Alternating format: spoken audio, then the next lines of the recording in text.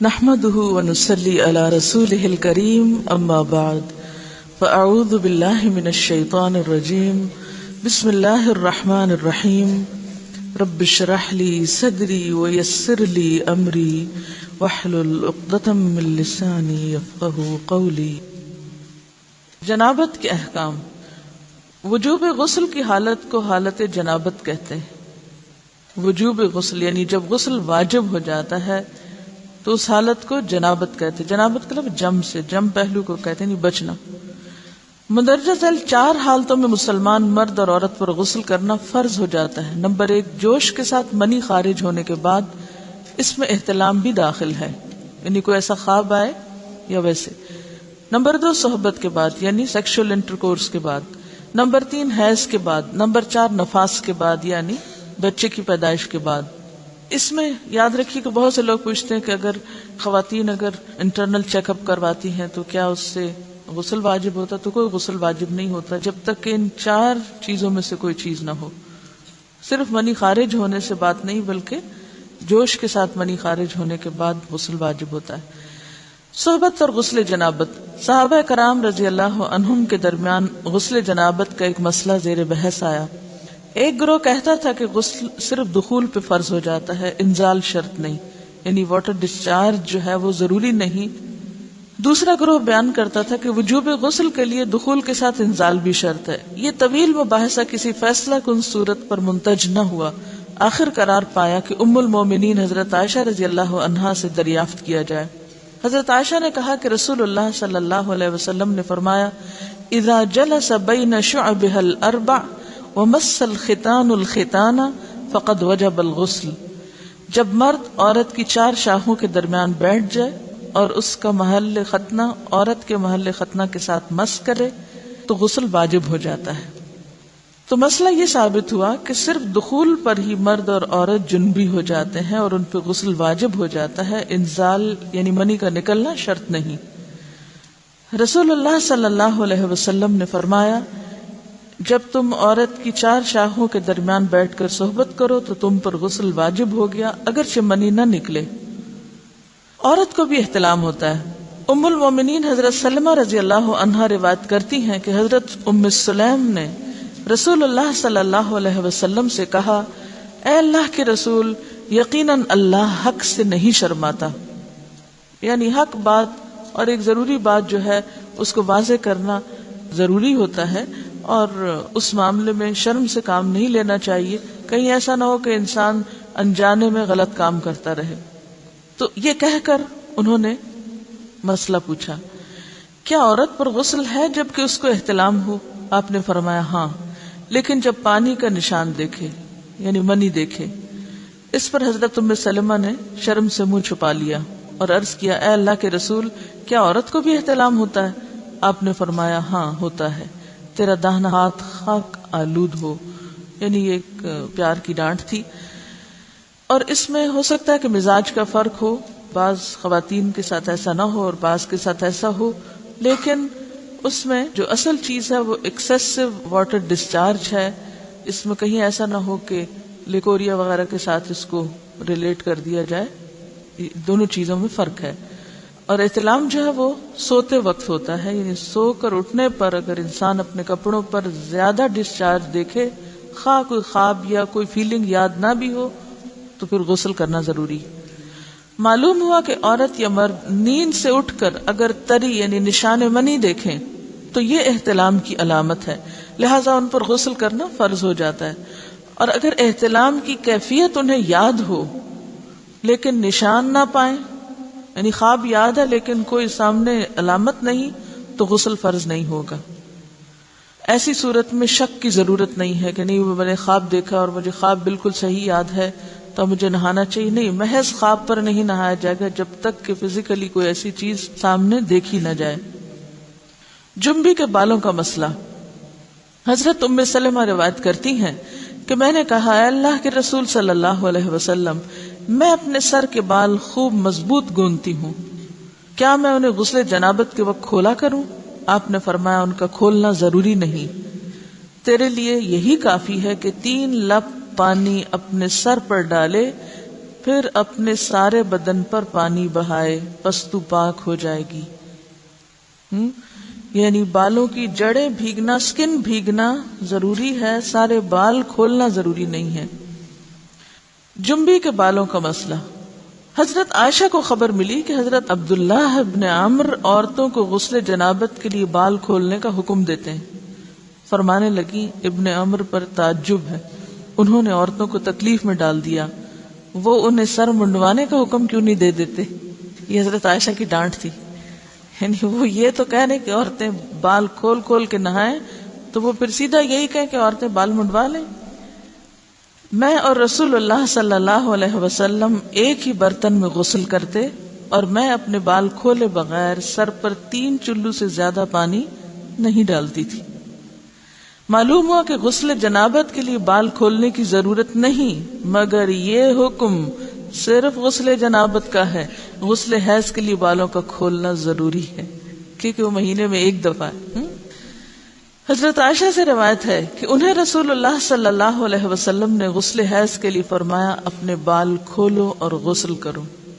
اس میں آپ دیکھیے کہ دونوں چیزوں میں فرق کیوں ہے، دونوں کی نوعیت فرق ہے، اور حیض جو ہے وہ ایک نجاست کی کیفیت بھی ہے نا، قل ہو اذی، تو اس کے بعد نہانا اور نہا کر خوشبو لگانا خاص طور پر اس کا سارا حکم آتا ہے، لیکن غسل جنابت میں نجاست کی وہ کیفیت نہیں ہے، یعنی حیض کا خون اور منی جو ہے ان دونوں کے حکم میں بھی فرق ہے، ٹھیک ہے نا۔ بعض علماء کے خیال میں جو منی ہے اٹ سیلف وہ ناپاک چیز نہیں ہے، اگر کسی کپڑے وغیرہ کو لگ گئی تو وہ کپڑا ناپاک نہیں، اگر اس کو خشک ہونے پر کھرچ کے صاف کر دیا جائے تو کپڑا صاف ہو جائے گا۔ لیکن خون حیض پر آپ صلی اللہ علیہ وسلم کیا فرمایا، چٹکیوں سے مل مل کے اس کو صاف کر کے دھوئے، تو ان دونوں میں بھی فرق ہے، لہٰذا ان دونوں کے بعد نہانے کے حکم میں بھی فرق ہے۔ ایک میں بال کھولے جائیں گے اور بال بھی دھوئے جائیں گے اور بالوں کی جڑیں بھی دھوئی جائیں گی، جبکہ دوسرے عام غسل جنابت میں بال کھولنا اور پورے بال دھونا شرط نہیں۔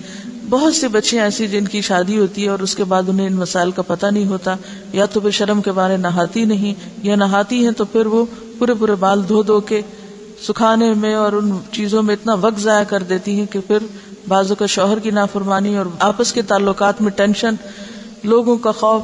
تو اگر دین کا صحیح مسئلہ پتا ہو تو انسان ان تمام مشقتوں سے بچ جاتا ہے اور ایک نارمل روٹین کی لائف گزار سکتا ہے۔ تو اس میں کیا، صرف 3 کپ پانی، 3 لپ پانی، یعنی 3 دفعہ کیوں کہ اگر ایک دفعہ ڈالنے سے پوری طرح نہیں بھیگا، آپ یہ بھی کر سکتے ٹیپ کے آگے سر کر کے، تو ساری اسکن جو ہے سر کی اس کو آپ گیلا کر لیں، پیچھے سے بال جو ہیں اگر لمبے ہیں تو ان کو ایک طرف کر دیں تاکہ پورے بال نہ دھونے پڑے، نہ سکھانے پڑے اور نہ خشک کرنے پڑے، اور باقی جسم پہ پانی بہا لیں۔ دوسری صورت یہ ہے کہ مگ میں پانی لے کے تو اس کو آپ تھوڑا تھوڑا کر کے پورے کو ایک دفعہ کریں، پھر اس کے بعد دوبارہ کریں، اور تیسری دفعہ رول کر کے بالوں کو پیچھے سے شاور کیپ ڈال لیں اور باقی جسم پھر دھو لیں۔ شاور کیپ سے کیا ہوتا ہے عام طور پر کہ پیچھے کے جو سارے لمبے بال ہیں پھر وہ نیچے گر کے گیلے نہیں ہوتے، وہ آپ کے سر پہ ہی ٹک جاتے ہیں۔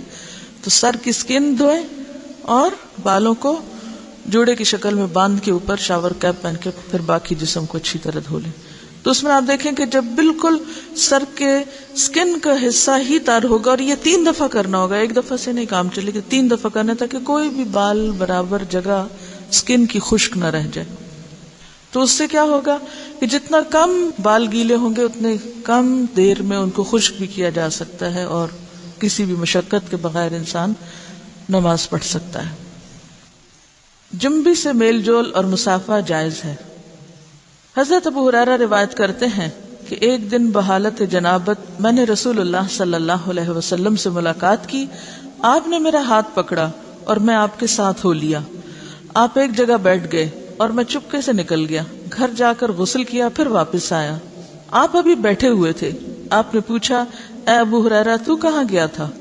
میں نے سارا حال کہہ سنایا تو آپ نے فرمایا سبحان اللہ، تحقیق مومن ناپاک نہیں ہوتا۔ نبی صلی اللہ علیہ وسلم کا یہ فرمان کہ مومن ناپاک نہیں ہوتا، اس کا مطلب یہ ہے کہ مومن حقیقتاً نجس اور پلید نہیں ہوتا۔ جنابت حکمی نجاست ہے، حسی نہیں، یعنی نجاست کے حکم میں ہے لیکن بظاہر وہ کوئی ناپاک ہونے والی بات نہیں۔ یعنی شریعت نے مصلحت کی بنا پر ایک حالت میں حکماً اس پر غسل واجب کیا ہے، بس جنبی کے ساتھ ملنا جلنا، اٹھنا بیٹھنا، اختلاط ارتباط، کھانا پینا سب جائز ہے۔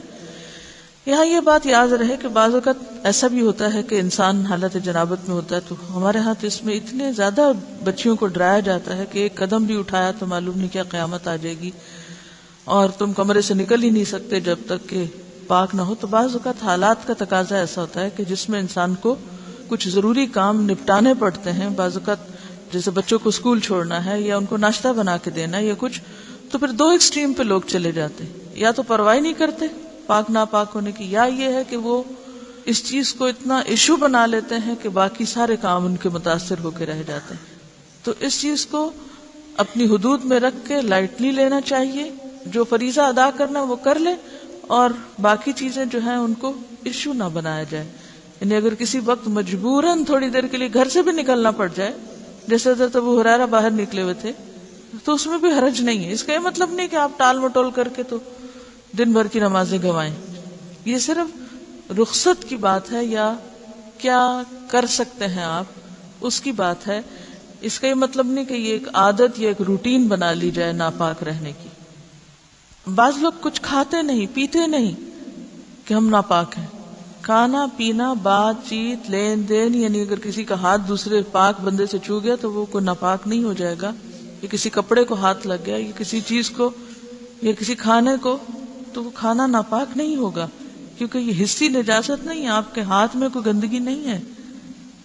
اگر اس حالت میں کبھی آٹا گوندنا پڑ جائے یا کوئی پیڑا یا روٹی بنانی پڑ جائے، اور دیکھیے کہ بعض اوقات بچے چھوٹے ہیں رو رہے ہیں، ان کو کھانا چاہیے، اور آپ کہیں روتے رہیں جو روتے ہیں، میں تو ناپاک ہوں اس لیے میں تو کوئی کام نہیں کر رہی، تو یہ ایک دوسری ایکسٹریم ہوگی، ایسا کرنا درست نہیں۔ اگر ضرورت کے تحت تھوڑی دیر، گھنٹہ 2 گھنٹہ کسی وجہ سے ڈیلے کرنا پڑے، بعض اوقات ایسا ہوتا پانی نہیں ہوتا، تو ایسی صورت میں کیا کریں گے؟ ایسی صورت میں آپ ویٹ کریں گے، بعض سپلائی کا پانی 1 گھنٹے تک آ رہا ہے، تو اب آپ کوئی کام کاج نہ کریں، اندر مرغی بن کے بیٹھ جائیں کہ میں ناپاک ہوں میں ناپاک ہوں، نہیں، سب کام کریں اپنے، اور جب پانی آ جائے تو نہا لیں۔ ایسے کرنے میں کوئی گناہ نہیں، کوئی جرم نہیں، کوئی غلطی نہیں۔ رسول اللہ صلی اللہ علیہ وسلم نے ایک انصاری کو بلایا، جب وہ آیا تو اس کے سر کے بالوں سے پانی ٹپک رہا تھا۔ آپ نے پوچھا شاید تم جلدی میں نہائے ہو؟ اس نے کہا ہاں اے اللہ کے رسول۔ آپ نے فرمایا حالت جنابت میں اگر کسی سے فوری ملنا ہو اور نہانے میں دیر لگے تو وضو کرنا ہی کافی۔ حضرت عمر نے آپ سے پوچھا میں رات کو جنبی ہوتا ہوں تو کیا کروں؟ آپ نے فرمایا کہ تم اپنے ذکر کو دھو ڈالو اور وضو کرو اور سو جاؤ۔ رسول اللہ صلی اللہ علیہ وسلم جب حالت جنابت میں کھانا یا سونا چاہتے تو نماز کے وضو کی طرح وضو کر لیتے۔ نبی صلی اللہ علیہ وسلم نے فرمایا جو کوئی اپنی بیوی سے صحبت کرے اور پھر دوبارہ کرنا چاہے تو اسے چاہیے کہ دونوں کے درمیان وضو کرے۔ آپ نے غور کیا ہوگا کہ طہارت کے مسائل بہت تفصیل کے ساتھ اور اپنے اندر بہت ڈیٹیلز رکھتے ہیں، اور بہت سے موضوعات ایسے ہیں کہ جو انسان کی ظاہری زندگی نہیں بلکہ اس کی نجی اور ذاتی زندگی سے متعلق بھی ہے، لیکن اس طرح پبلکلی ان کو پڑھانا اور ان کو سکھانا یہ بھی ایک ضرورت ہے، کیونکہ آپ صلی اللہ علیہ وسلم نے انصار کی خواتین کی تعریف کی کہ انصار کی خواتین کتنی اچھی ہیں جنہیں حیا دین کا علم حاصل کرنے سے نہیں روکتا۔ تو سوال یہ پیدا ہوتا ہے کہ آخر اتنی تفصیلات کیوں؟ اور بعض لوگ اس کو ناپسندیدہ قرار دیتے ہیں، تو ایسا کرنا ناسمجھی کی علامت ہے۔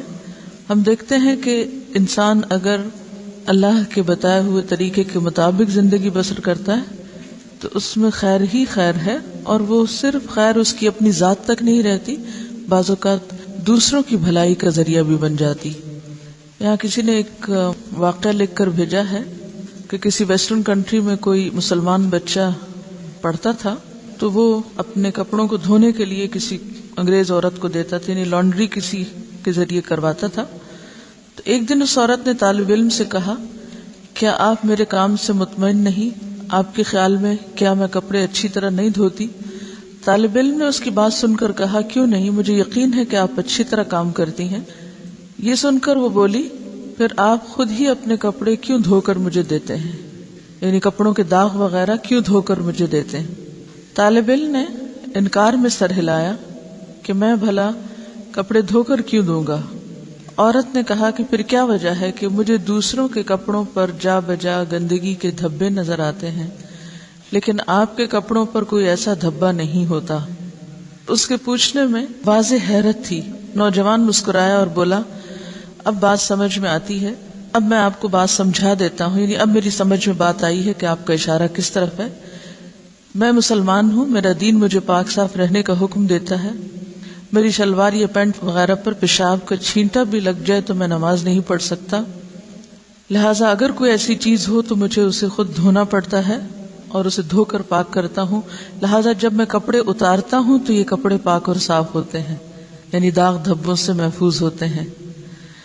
تو اس نے حیرت سے پوچھا کہ تمہارا دین اتنی چھوٹی چھوٹی باتوں کی بھی تعلیم دیتا ہے؟ نوجوان نے کہا، ہاں، ہمارے رسول صلی اللہ علیہ وسلم نے ہمیں یہ حکم دیا ہے کہ ہم جب بیت الخلاء میں جائیں تو دعا پڑھیں، جب باہر آئیں تو دعا پڑھیں، کپڑے پہنوں تو دعا پڑھوں، کھانا کھا کر فارغ ہو کر گھر سے نکلتے وقت، سوتے جاگتے وقت، زندگی کے ہر کام یا ہر موقع پر ہمارے رسول نے ہمیں دعائیں سکھائی ہیں۔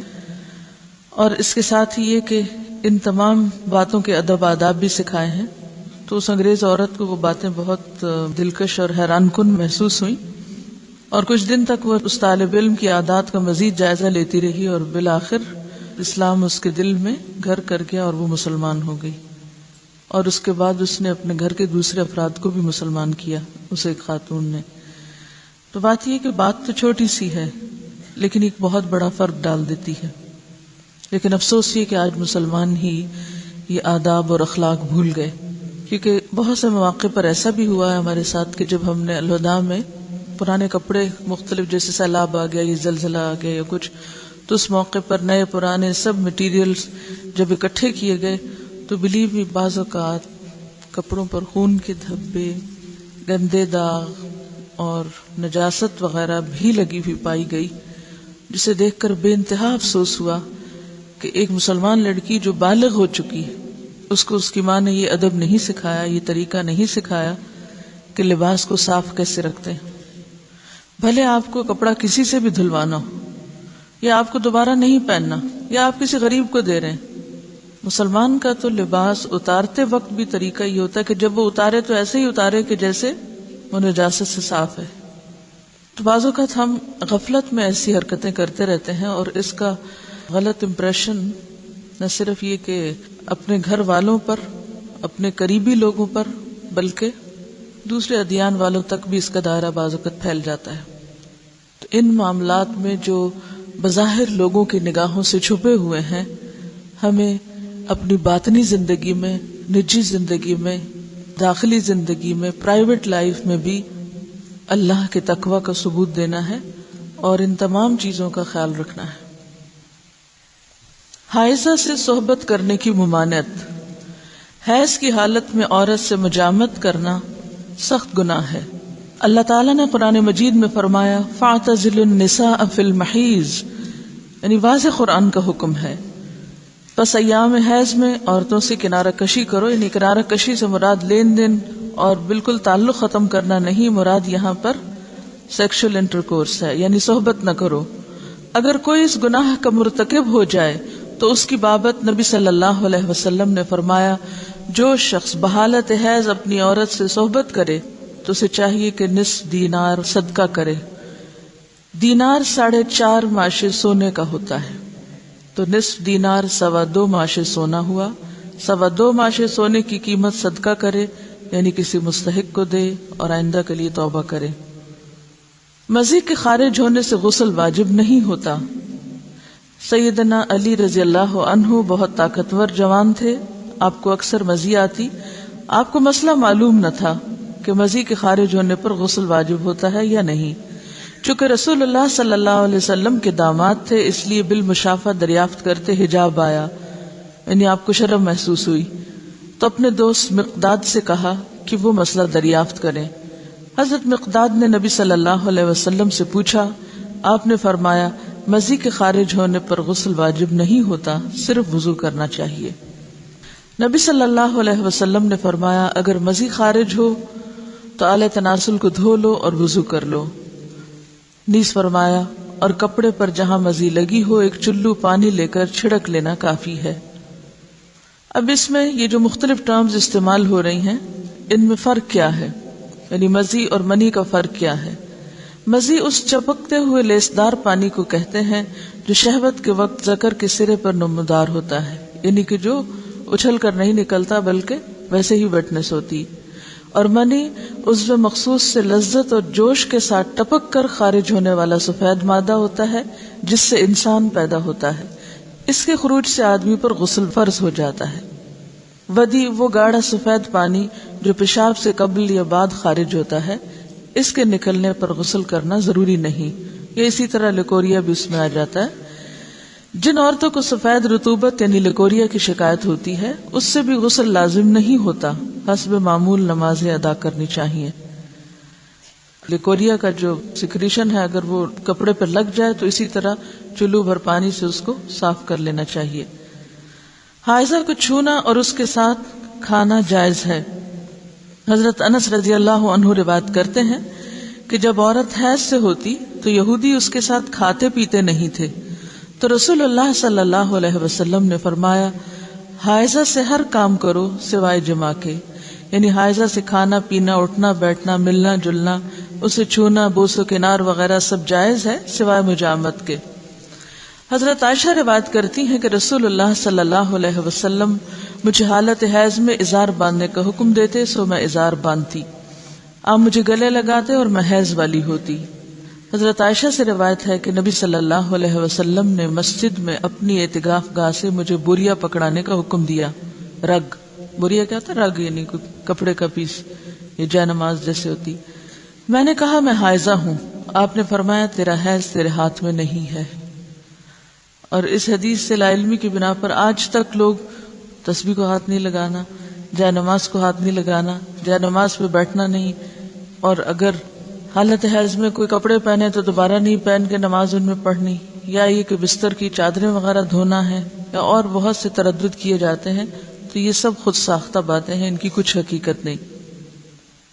حضرت عائشہ سے روایت ہے کہ نبی صلی اللہ علیہ وسلم میری گود کو تکیہ بنا کر قرآن حکیم کی تلاوت کرتے تھے حالانکہ میں حائضہ ہوتی. اب یہاں بھی آپ دیکھیے بہت سی خواتین پوچھتی ہیں کہ کیا ہم اس حالت میں قرآن کی مجلس میں شریک ہو سکتے ہیں یا نہیں، وہاں بیٹھ سکتے ہیں یا نہیں. تو آپ دیکھیے کہ آپ صلی اللہ علیہ وسلم حضرت عائشہ کی گود میں سر رکھ کے قرآن پڑھتے جبکہ حضرت عائشہ حیض سے ہوتی. حائضہ کے قرآن پڑھنے کی کراہت. اب حائضہ خود کیا کرے؟ کیا قرآن پڑھ سکتی ہے یا نہیں، ذکر کر سکتی ہے یا نہیں؟ حالت جنابت اور حیض میں قرآن حکیم کی تلاوت کے حرام ہونے کے بارے میں کوئی صحیح حدیث نہیں ہے، یعنی حرام نہیں ہے پڑھنا، مگر ان حالتوں میں مکروہ ضرور ہے، یعنی پسندیدہ نہیں ہے کہ انسان تلاوت کی غرض سے صبح بیٹھ کر قرآن پاک کی کچھ آیات پڑھے. ہاں اگر کوئی تعلیم حاصل کرنے کے لیے، سیکھنے کے لیے کچھ پڑھ رہا ہے تو اس کی رخصت ہے. مہاجر بن قنفس سے مروی ہے کہ رسول اللہ صلی اللہ علیہ وسلم کو بحالت پیشاب کسی نے سلام کیا تو آپ نے جواب نہ دیا. فراغت کے بعد آپ نے وضو کیا اور فرمایا میں نے مناسب نہ سمجھا کہ طہارت کے بغیر سلام کا جواب دوں. اس کا یہ مطلب نہیں کہ طہارت کے بغیر کہ جب اگر کسی نے وضو نہیں کیا ہو تو وہ سلام کا جواب نہ دے، یا اگر آپ بے وضو ہیں کوئی آپ کو سلام کرے تو آپ جواب نہ دے کہ میرا وضو نہیں ہے. اس سے مراد یہ کہ عین اس حالت میں کہ جب انسان ٹوائلٹ میں بیٹھا ہوا ہو اور اس کے جسم سے کچھ نکل رہا ہو اور کوئی سلام کرے اور وہ ساتھ ہی سلام کا جواب دینا شروع کر دے تو اس حالت میں دینا جائز ہے. اب حیض کی بھی کنڈیشن ایسی ہوتی ہے نا کہ مسلسل بعض اوقات کچھ سیکریشن ہوتی رہتی ہے، تو ایسی صورت میں اگر انسان عبادت کی غرض سے تلاوت کر رہا ہے تو یہ درست نہیں. ہاں تعلیم کی غرض سے اس کی اجازت موجود ہے کیونکہ حرام بہرحال نہیں ہے. جب حدث اصغر کی حالت میں سلام کا جواب دینا مکروہ ہوا تو جنبی کا قرآن کی تلاوت کرنا بالاولا یعنی زیادہ مکروہ ہوا. البتہ باقی اذکار کی بابت امام نووی فرماتے ہیں جنبی کے لیے تسبیح اور تحمید، تکبیر اور دیگر دعائیں اور اذکار بالاجماع جائز ہیں. یعنی صبح شام کی دعائیں ہیں یا گھر سے نکلنے کی یا داخل ہونے کی یا جتنے بھی ذکر اذکار کی قسمیں ہیں، یہ ساری کی ساری بالاجماع جائز ہیں کہ انسان اٹھتے بیٹھتے چلتے پھرتے یہ سب پڑھ سکتا ہے، خواہ حالت جنابت میں ہو یا پھر حیض میں۔ اس کی دلیل حضرت عائشہ کی حدیث ہے، آپ فرماتی ہیں میں ایام حج میں حائضہ ہو گئی تو رسول اللہ صلی اللہ علیہ وسلم نے فرمایا بیت اللہ کے طواف کے علاوہ باقی ہر وہ کام کرو جو حاجی کرتا ہے۔ تو اس کا کیا مطلب تھا؟ یعنی حالت حیض میں ہر وہ کام کرو جو حاجی کر رہے ہیں سوائے طواف کے، اور نماز تو ویسے ہی انڈرسٹوڈ تھی کہ اس حالت میں نہیں پڑھنا۔ تو اس سے کیا پتہ چلتا ہے حاجی باقی کیا کام کرتے ہیں؟ ذکر کرتے ہیں، ذکر اذکار دعائیں مانگتے ہیں۔ اور بہت سی خواتین حج پہ جاتے ہوئے کیا ہم ٹیبلٹس لے لیں، کیا ہم، تو یہ فطرت کے نظام میں مداخلت ہے۔ جب رخصت ہے سب دعائیں وغیرہ آپ پڑھ سکتے، صرف طواف نہیں کر سکتے تو پاک ہو کے کر لیں، لیکن کوئی بھی ان نیچرل طریقہ اختیار نہ کریں کہ جس سے آپ کا جسم بوجھل ہو جائے، آپ سست ہو جائیں اور آپ دعائیں مانگنے کے بھی قابل نہ ہو۔ کیونکہ بہت سی خواتین ایسی ہوتی ہیں کہ جب ان کے سسٹم میں کوئی بھی گڑبڑ ہوتی ہے تو پھر وہ مینٹلی، ایموشنلی، فزیکلی ہر لحاظ سے تھک جاتی ہیں۔ تو بجائے اس کے کہ آپ سارا حج کا عرصہ ایک کربناک کیفیت میں گزاریں جس میں آپ کی کسی عبادت میں کوئی خشوع نہ ہو، تو بہتر ہے کہ جو چیز اللہ نے لکھ دی ہے وہ اپنے وقت پر ہو، اس دوران صرف طواف سے اجتناب کیا جائے اور باقی سب کام، ذکر اذکار، جو بھی رمی کرنا ہے، وقوف عرفات ہے، سب کچھ اپنے طریقے کے مطابق کیا چلا جاتا رہے۔ پہلے سعی کا علاقہ جو تھا، سعی کی اجازت تھی، لیکن اب سعی بھی مسجد میں آ گئی، مسعی بھی مسجد میں آ گئی، تو جہاں سے مسجد شروع ہوئی وہاں سے داخلہ بند ہو گیا، الا عابری سبیل، کہ کوئی آپ کو گزرنے کی ضرورت پیش آئی، اندر کوئی بیٹھا ہوا اس کو بلانا ہے تو وہ گزر کے دے کے واپس آ جائے، بیٹھے نہیں، گزرنے کی اجازت ہوتی ہے مسجد۔ حضرت ام عطیہ رضی اللہ عنہا فرماتی ہیں کہ رسول اللہ صلی اللہ علیہ وسلم نے حیض والی عورتوں کو بھی عید کے روز عیدگاہ جانے کا حکم دیا تاکہ وہ لوگوں کی تکبیروں کے ساتھ تکبیریں کہیں۔ تو تکبیر میں بھی کیا ہے؟ اللہ کا ذکر ہے، اور ان کی دعا کے ساتھ دعا کریں لیکن نماز نہ پڑھیں۔ تو جو چیز بصراحت ممنوع ہے وہ کیا ہے؟ نماز اور طواف، باقی کچھ بھی ممنوع نہیں، یعنی عبادات میں سے۔ حضرت عائشہ فرماتی ہیں کہ رسول اللہ صلی اللہ علیہ وسلم ہر حال میں اللہ کا ذکر کرتے تھے۔ ان احادیث سے ثابت ہوا کہ حائضہ اور جنبی ذکر اذکار کر سکتے ہیں، ٹھیک ہے۔ استحاضہ کا مسئلہ، استحاضہ وہ خون ہوتا ہے جو ایام حیض کے بعد خاکی یا زرد رنگ کا جاری ہوتا ہے۔ یہ ایک مرض ہے۔ جب عورت اپنے حیض کی عادت کے دن پورے کرے پھر اسے غسل کر کے نماز شروع کر دینی چاہیے۔ تو اس میں اصل حکم یا اصل بات کیا ہے؟ عادت۔ جتنے دن کسی کی عادت ہے اس عادت کے مطابق انسان نماز چھوڑے، یعنی اتنے دن کے لیے، اور بعد میں نہا کر نماز شروع کر دے، خواہ کوئی ڈسچارج ہو بھی تو، کیونکہ وہ خون حیض کا نہیں بلکہ استحاضہ کا ہے جو اس مخصوص مدت کے بعد آتا ہے۔ حضرت عائشہ سے روایت ہے کہ فاطمہ بنت ابی حبیش رضی اللہ عنہا رسول اللہ صلی اللہ علیہ وسلم کی خدمت میں حاضر ہوئیں اور عرض کیا، اے اللہ کے رسول، مجھے خون استحاضہ آتا ہے اور میں بوجہ خون استحاضہ پاک نہیں ہوتی، کیا میں نماز چھوڑ دوں؟ آپ نے فرمایا، نہیں، خون استحاضہ ایک اندرونی رگ سے بہتا ہے اور یہ خون حیض نہیں، بس جب تجھے حیض کا خون آئے تو نماز چھوڑ دے، اور جس وقت خون حیض بند ہو جائے اور استحاضہ شروع ہو تو اپنے استحاضہ کے خون کو دھو لو اور نماز پڑھو۔ تو حاصل کلام یہ ہے کہ مستحاضہ پاک عورت کی طرح ہے، ایام حیض کے بعد غسل کر کے نماز شروع کر دے۔ ہاں، یہ بہت ضروری ہے کہ ہر نماز کے لیے نیا وضو کرتی رہے۔ رسول اللہ صلی اللہ علیہ وسلم نے حضرت فاطمہ سے یہ بھی فرمایا، ہر نماز کے لیے وضو کر لیا کرو، یعنی ہر نماز کے لیے نہانے کی ضرورت نہیں، صرف وضو کافی ہے۔ خواہ پہلے سے وضو ہو بھی، چونکہ ڈسچارج ہوتا رہتا ہے اس لیے وضو باقی نہیں رہتا، دوبارہ وضو کر لیا جائے۔ خون حیض بلوغت کی علامت ہے، اگر یہ عادت کے مطابق آئے تو یہ صحت کی علامت ہے، اس کے برعکس استحاضہ بیماری کی علامت ہے۔ چونکہ یہ خون حیض سے پہلے بھی آتا اور حیض کی مدت گزر جانے کے بعد رکتا نہیں، اس لیے بعض خواتین اسے بھی حیض سمجھ کر نماز چھوڑے رکھتی ہیں، لہٰذا اس مسئلے کو سمجھنا ضروری ہے۔ خون حیض گاڑھا، سیاہ اور کسی قدر بدبودار ہوتا ہے۔ جب اس کی مدت ختم ہوتی ہے تو خاکی یا زرد رنگ کی رطوبت خارج ہوتی ہے، مگر وہ حیض نہیں ہوتی، جبکہ خون استحاضہ پتلا اور زرد رنگ کا ہوتا ہے۔ یہ الگ بات ہے کہ عادت کے دنوں میں کبھی فلو زیادہ ہوتا ہے اور کبھی کم ہوتا ہے، لیکن اپنے مقرر وقت پر انقطاع بھی ہو جاتا ہے۔ انقطاع الدم یعنی سب ختم ہو جاتا ہے اور وائٹ ڈسچارج شروع ہو جاتا ہے۔ تو پاکی کب ہوتی ہے؟ جب خون حیض کے ختم ہونے کے بعد وائٹ ڈسچارج شروع ہو۔ اگر خاتون حیض اور استحاضہ کا فرق پہچانتی ہے تو اس کے مطابق عمل کرے گی، یعنی حیض کے آنے پر نماز چھوڑے گی اور حیض کے بعد استحاضہ کے دوران ہر نماز کے لیے الگ وضو کر کے نماز ادا کرے گی۔ اگر اسے دونوں خونوں کی پہچان نہیں، البتہ حیض اسے عادت کے مطابق آتا ہے، تو وہ عادت کے دنوں میں نماز ترک کرے گی اور ان کے بعد جو خون آئے گا اسے استحاضہ سمجھے گی۔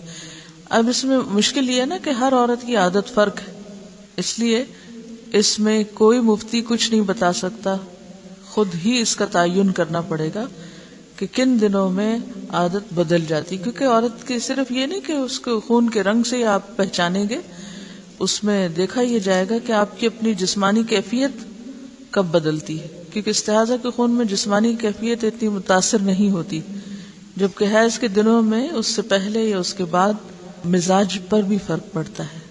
تو مزاج کی تبدیلی سے اور خون کے رنگ کی تبدیلی سے یا اس کیفیت سے یا اس کے زیادہ یا کم ہونے سے بھی حیض اور استحاضہ کو آپس میں الگ الگ سمجھا جا سکتا ہے۔ اگر اسے دونوں خونوں کی پہچان نہیں اور حیض بھی عادت کے مطابق نہیں آتا، اب ایک اور مسئلہ تیسرا، نہ حیض کی پہچان ہے اور نہ ہی عادت کا پتہ چلتا ہے، یعنی دن کے مقرر ہونے کی سمجھ ہی نہیں آتی، تو وہ اپنی قریبی رشتہ دار خاتون جو مزاج اور عمر میں اس جیسی ہو، مثلا بہن وغیرہ، اس کی عادت کے مطابق عمل کرے گی حتیٰ کہ اسے پہچان ہو جائے اور اس کی اپنی عادت بن جائے، پھر قیاس کرنا پڑے گا۔ حائضہ کو نماز اور روزے کی ممانعت۔ رسول اللہ صلی اللہ علیہ وسلم نے فرمایا، جب عورت حیض سے ہوتی ہے تو نماز پڑھتی ہے نہ روزہ رکھتی ہے، یعنی نہ نماز پڑھتی ہے نہ روزہ رکھتی ہے۔ ایک عورت معاذہ نے حضرت عائشہ سے دریافت کیا، کیا وجہ ہے کہ حائضہ عورت روزے کی قضا تو دیتی ہے نماز کی نہیں دیتی؟ حضرت عائشہ نے فرمایا، رسول اللہ صلی اللہ علیہ وسلم کے زمانہ میں ہمیں حیض آیا کرتا تھا تو ہمیں روزے کی قضا کا حکم تو دیا جاتا مگر نماز کی قضا کا حکم نہیں دیا جاتا تھا۔ یہ ہے صرف وجہ۔ نفاس کا حکم، بچے کی پیدائش کے بعد جو خون آتا ہے اسے نفاس کہتے ہیں۔ حضرت ام سلمہ فرماتی ہیں کہ نفاس والی عورتیں رسول اللہ صلی اللہ علیہ وسلم کے زمانے میں 40 دن بیٹھا کرتی تھی، یعنی نماز نہیں پڑھتی تھی۔ اکثر صحابہ اور تابعین کے نزدیک نفاس کے خون کی زیادہ سے زیادہ مدت 40 دن ہے۔ اگر 40 روز کے بعد بھی خون جاری رہے تو اکثر اہل علم کے نزدیک وہ خون استحاضہ ہے جس میں عورت ہر نماز کے لیے وضو کرتی ہے۔ نفاس کی کم از کم مدت کی کوئی حد نہیں۔ اچھا یہ بھی یاد رہے کہ بعض خواتین کو نفاس کا عرصہ ختم ہوتے ہی پھر پیریڈ شروع ہو جاتے ہیں، تو ایسی صورت میں اگر دن اوپر چلے جائیں اور پیریڈز کی واضح علامات ہر ایک کو اپنی عادت پتہ ہوتی ہے تو اس کے مطابق پھر وہ چھوڑ سکتی ہے۔ حضرت انس فرماتے ہیں نفاس کی مدت 40 دن ہے، الا یہ کہ خون پہلے ہی بند ہو جائے، کیونکہ بعض لوگوں کو بچے کی ولادت کے بعد کسی قسم کا کوئی خون نہیں آتا تو وہ پہلے دن سے ہی نماز پڑھیں گی، کچھ لوگوں کو 3 دن تک، کچھ کو 7 دن، کچھ 10 دن، کچھ 1 مہینہ، کچھ پورے 40 دن، کبھی زیادہ کبھی کم۔ تو پھر ان معاملات میں دیکھا کیا جائے گا، کوئی کتاب یا اپنا آپ، ہر ایک کو اپنی عادت خود دیکھنی پڑے گی۔ ٹھیک۔ حضرت انس فرماتے ہیں نفاس کی مدت 40 دن ہے، الا یہ کہ خون پہلے ہی بند ہو جائے۔ امام شافعی فرماتے ہیں اگر عورت کو ولادت کے بعد خون آتا ہی نہیں تو اس پر ضروری ہے کہ وہ غسل کرے اور نماز پڑھے۔ نفاس اور حیض کے خون کا حکم ایک جیسا ہے، یعنی ان حالات میں نماز، روزہ اور جماع منع ہے۔ رسول اللہ صلی اللہ علیہ وسلم ایام نفاس کی نمازوں کی قضا کا حکم نہیں دیتے تھے۔ ٹھیک ہے۔ آپ نے یہ سنا ہوگا نا کہ خون حیض کی اقصی مدت یعنی زیادہ سے زیادہ مدت 10 دن ہے. تو یہ قیاس ہے، یعنی ایک اندازہ کیا گیا. آپ دیکھیے کہ فقہا کس طرح اجتہاد کیا کرتے تھے. جب یہ مسئلہ سامنے آیا تو مختلف عورتوں کی عادت معلوم کرائی گی. کم سے کم کتنا ہوتا ہے، زیادہ سے زیادہ کتنا ہوتا ہے. پتہ چلا کہ کم سے کم اتنا اور زیادہ سے زیادہ اتنا، تو لہٰذا یہ 10 دن وہاں سے چلے. نبی صلی اللہ علیہ وسلم نے کوئی 10-12 دن نہیں بتائے. اصل بات عادت کی ہے کہ کتنے دن آپ کی عادت. ڈی این سی کے بعد بھی جو خون ہوتا ہے وہ بھی نفاس میں شمار ہوگا. اس میں بھی کمی بیشی ہوتی ہے. بعض اوقات ایسا بھی ہوتا ہے کہ جتنے مہینے کا بچہ تھا اتنے مہینے کے جو پیریڈز کے دن ہیں اس کے برابر بھی آتا ہے، اور بعض عورتوں کو اس سے کم و بیش.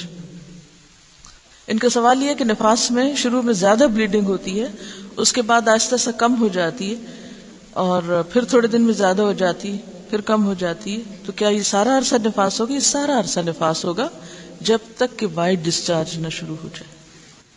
وآخر دعوانا ان الحمد للہ رب العالمین. سبحانک اللہم وبحمدک نشہد ان لا الہ الا انت نستغفرک ونتوب الیک.